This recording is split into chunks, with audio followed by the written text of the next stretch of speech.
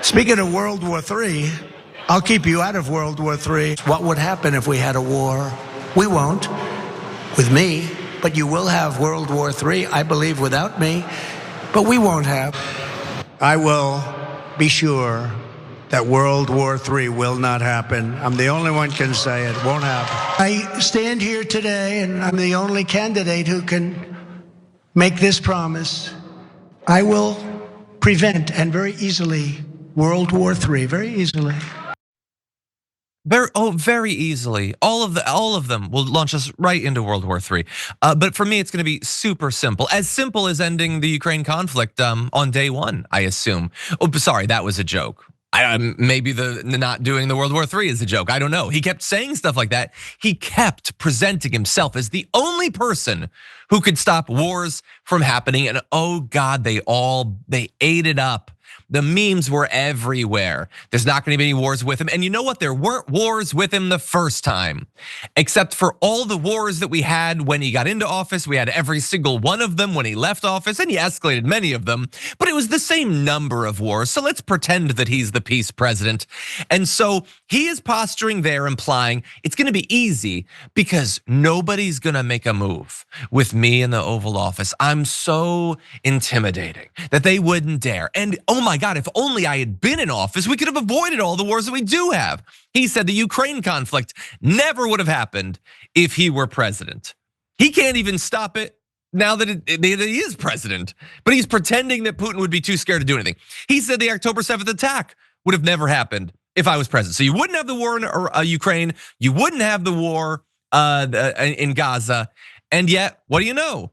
Another conflict just started. Israel, for some reason, wasn't intimidated into peace, didn't feel like, oh God, I can't stop Donald Trump while he's trying to do his diplomacy with Iran. And they felt very free to do this attack. And maybe it'll stay just between them, or maybe we'll just be dragged into it. Maybe Russia and Saudi Arabia won't get involved, or maybe they will. And maybe in fact, he was like uniquely the person that could get us into some sort of World War III. Brett, what do you think? I mean, they are who we thought they were. That's it.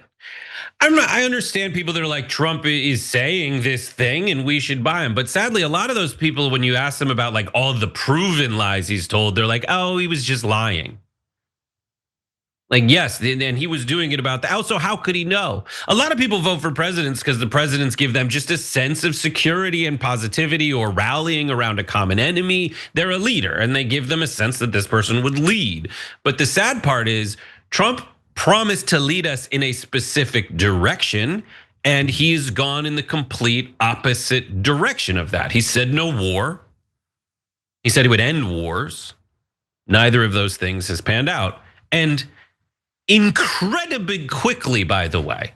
This isn't like, what happened with Biden was this kind of all happened in the last the last year of his presidency, right?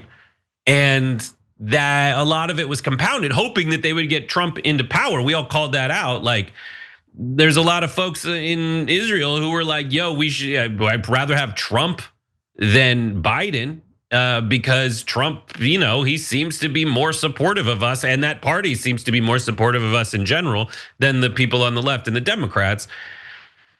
And they got him. Yeah. And but with Trump, it's like immediately after that, and that's the weird stuff that you as a political operative need to identify in your rival, is that they have two completely antithetical factions within their umbrella. And that is people who think that Israel needs to be there and conquer the Middle East so that something evangelicals can go to heaven when the rapture occurs.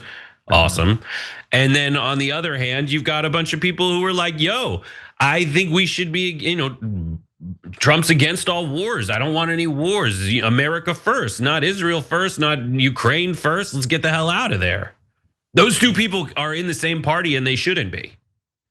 And so if you know anything about politics, or if you want to do it, you can't just be happy that the other side's making mistakes. That's never enough in politics. That's not a win. That's the other side losing, which they'll probably only do temporarily.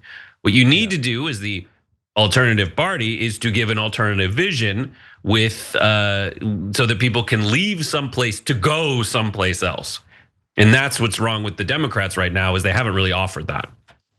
Yeah. I mean, maybe they're going to need to pick up, what we got after George W. Bush, which is the Republicans are hawks. It doesn't matter how many times they lie about it. That's what they are. So if you don't want your kids fighting in Iran for the next 30 years, maybe you need to vote for the Democrats.